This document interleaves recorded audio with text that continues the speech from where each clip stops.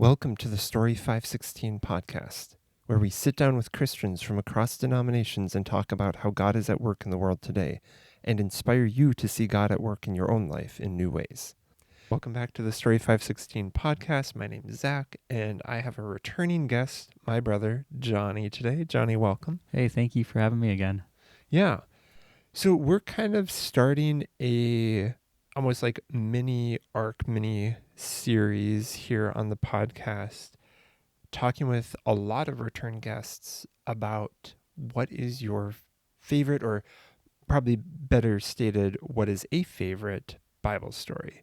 I thought that would be a really interesting and kind of fun look, and then not just saying, hey, here's my favorite Bible study, and then the podcast ends and it's like 2 minutes long, but like unpacking why is this one of your favorites. And I thought that would just bring really, like, potentially a really interesting perspective on different Bible stories, maybe encourage some of the listeners to read some of these stories and look at them in a new way. Yeah, I love that. That's awesome. Yeah, so I guess let's dive in. And what Bible story or passage from the Bible did you bring to talk about today? Yes. You know, there's a lot that I thought of, but I landed on Acts 8:26 through 40. And really because that's something that God's been teaching me recently through studying that passage. And it's just become one that I've grown to really just love. It's the story of Philip and Ethiopian eunuch. Philip goes on this road. The spirit of the angel of the Lord says, hey, rise and go down this road. Like, doesn't say where the end destination is, but it's just like, hey, go. So he does. Then he comes across this chariot with this Ethiopian eunuch, and the spirit of the Lord's like, hey, go talk to, like, go up to this chariot, go talk to him. So he does. The guy's reading a passage from the Old Testament, and Philip has a conversation with him, and through that conversation, the guy gives his life to the Lord and then gets baptized afterwards, and then Philip goes on his way. It's so very, very, like, you read it and you're like, oh, cool. But I think there's a lot in there that, like, as I've read it recently and studied it more in depth, that have just kind of, like, stood out. It's really, just one of those stories that, like, you sometimes just kind of glance over. Right. Yeah, because the Ethiopian doesn't come back in the Bible. Doesn't even have a name.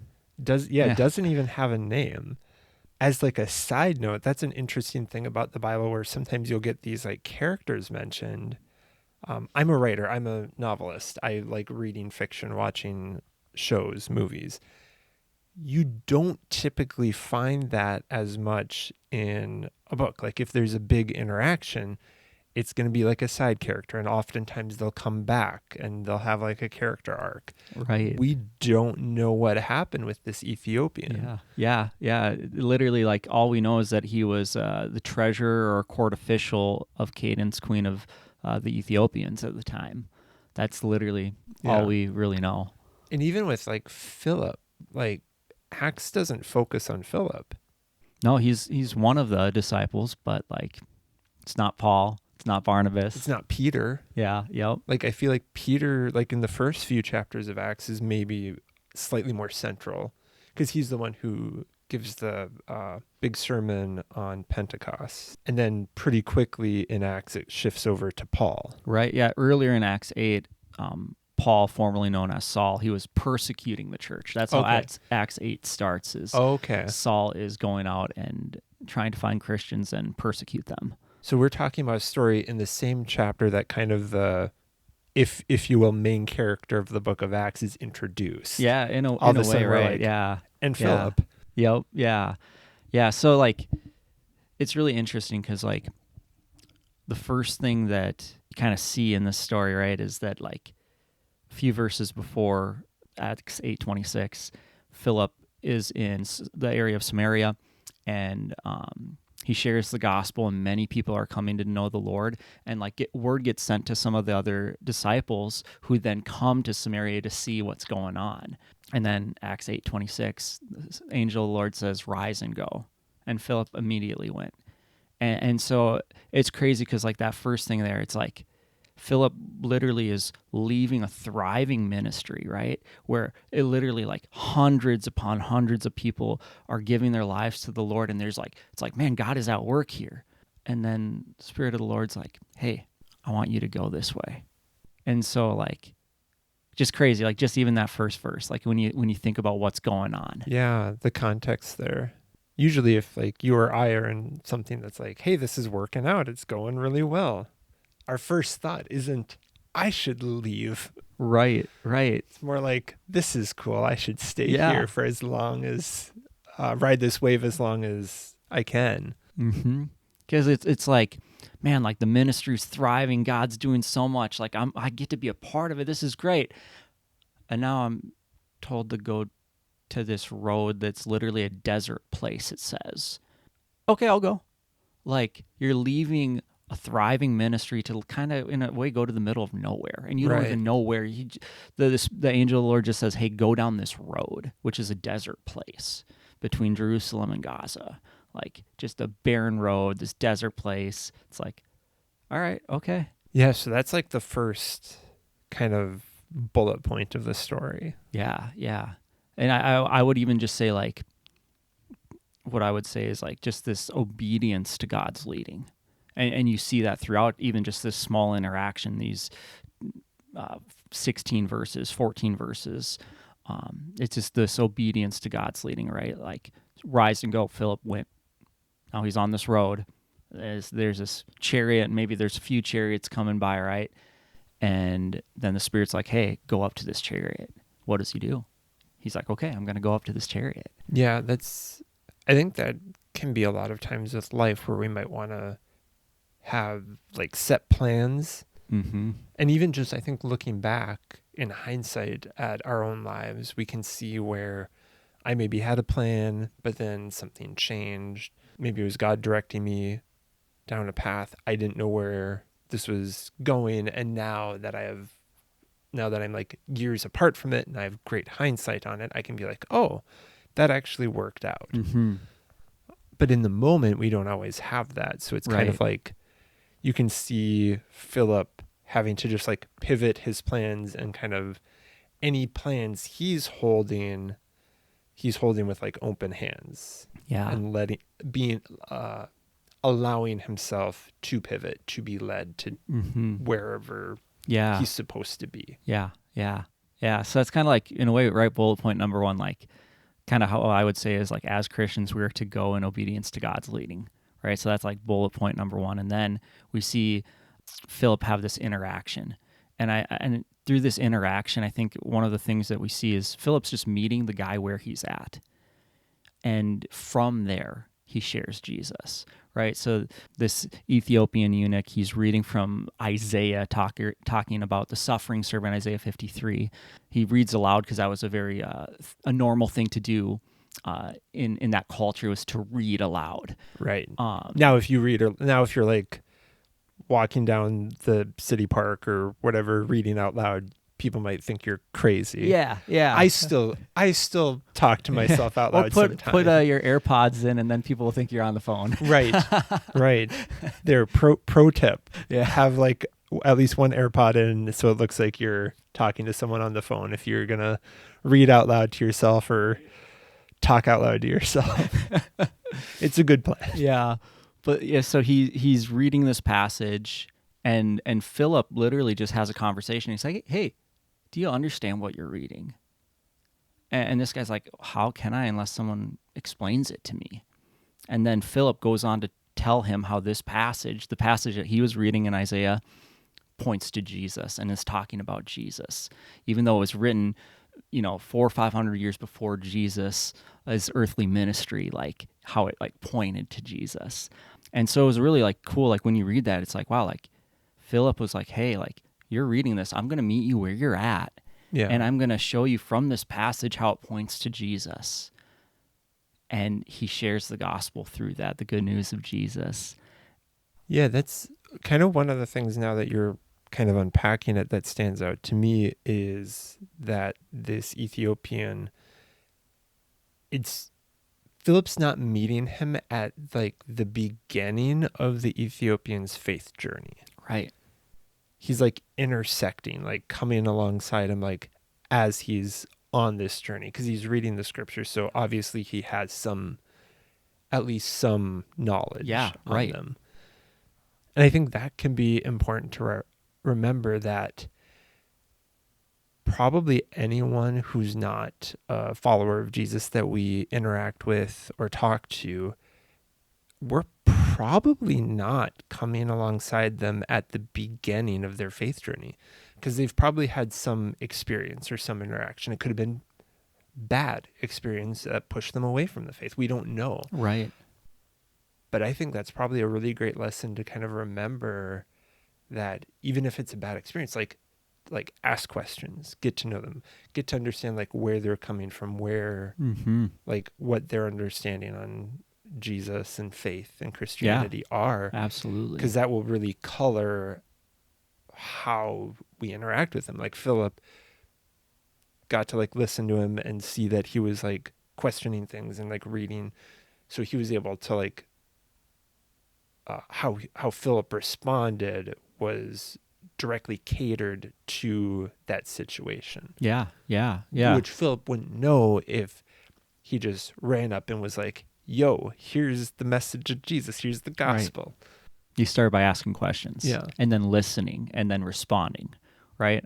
It's just like, yeah, met him where he was at, listened to him, heard the questions, heard those things, and was like, hey, can I share with you? And it would say that the Ethiopian invited him to join him in the chariot. Yeah. And so, yeah, it's just really sweet, right? Like everyone, I think everyone is on a spiritual journey. And so it's meeting people where they're at and coming alongside them, and helping them even just take that next step. How much of like the invitation to come join him do you think was based on seeing Philip's possible like genuine interest in him as a person? Oh, I'd say a lot of it. Yeah. Because I think a lot of times when I'm thinking of like witnessing or talking about faith, sharing faith, it almost feels more like I'm trying to like, for our audience who plays Pokemon, like capture a Pokemon. Yeah, kind of like that's just another number. Yep, I'm just trying to collect them all, trying to collect all these non-believers for Jesus. That's a really weird image. Someone should make a meme about like Pokemon Go and equating it to witnessing. That'd be funny. If you do, post it in the comments below. I'd love to see it.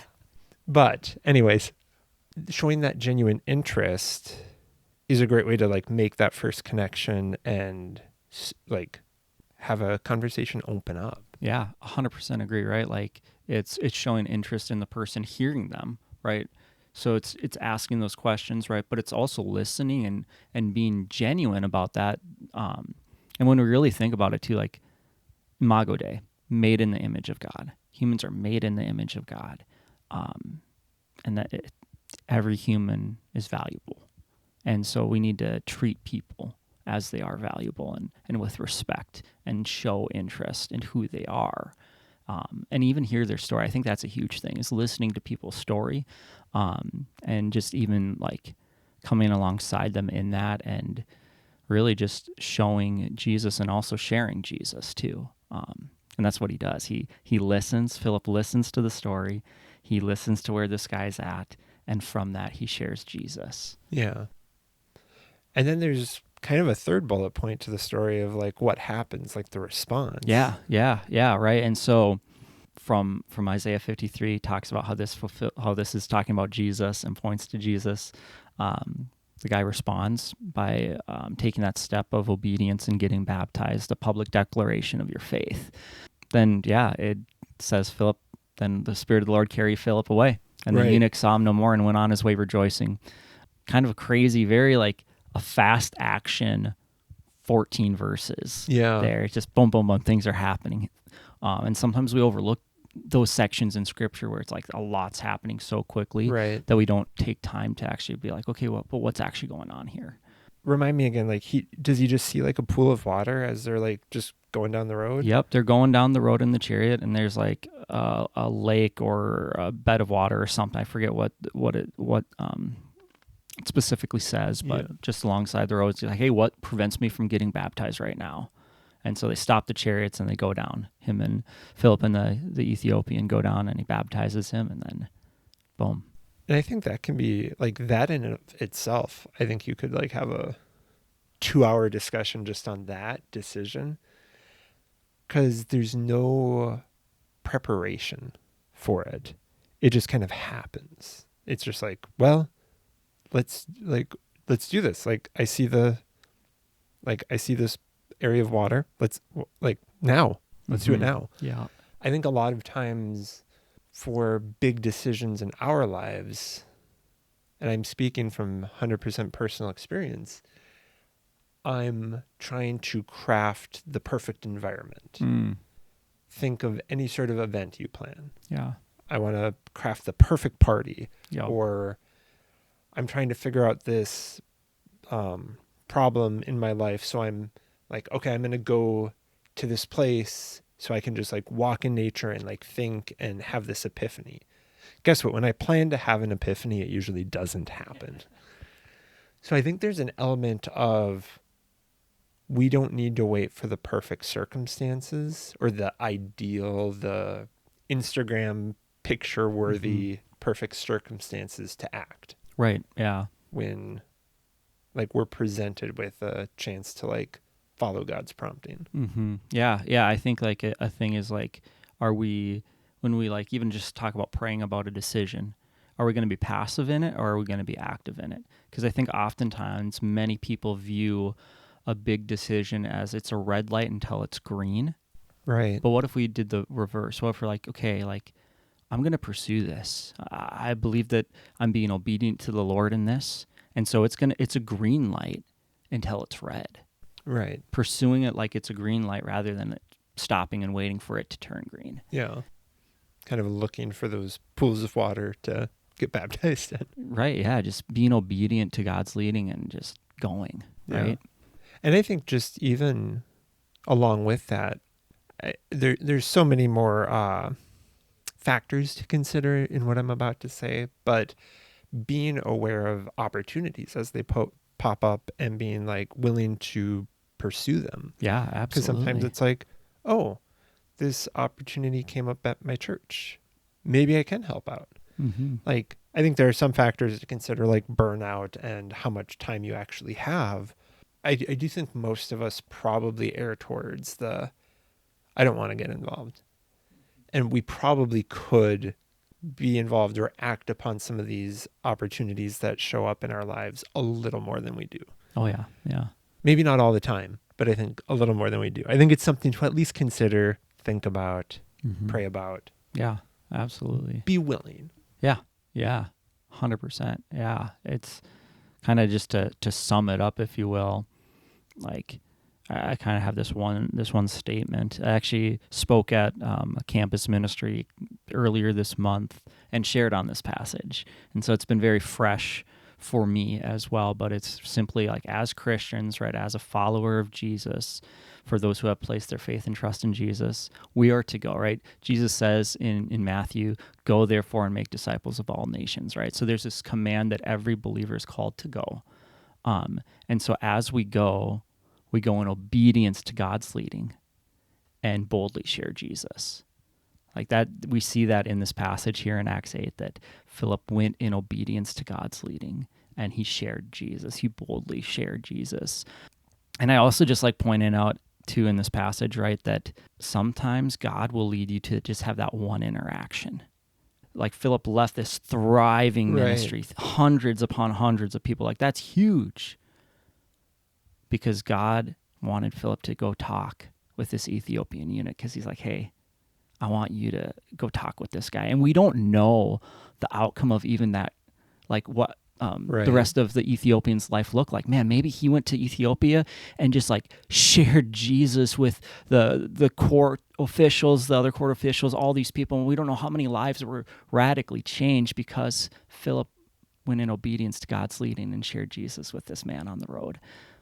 In this desert place, this nowhere land. How special had that, like the Ethiopian had got to feel really special, where it's like, wow, this random dude, I mean, maybe he was thinking he's an angel. Right, like he's like, this dude came out of nowhere, like who's on this road? Yeah. Like, Right? And just like, Crazy. I mean, probably felt very special where it's like, wow, God saw me. Yeah, leaves the 99 for the one, right? Yeah.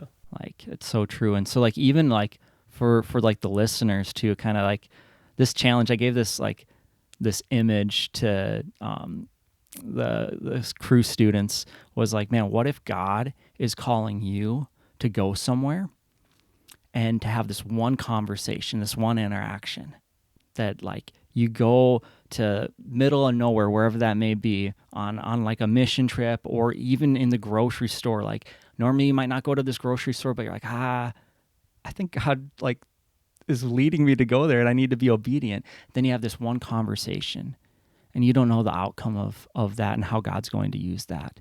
But to go in obedience to God's leading and to boldly share Jesus, to share the good news of what Jesus has done.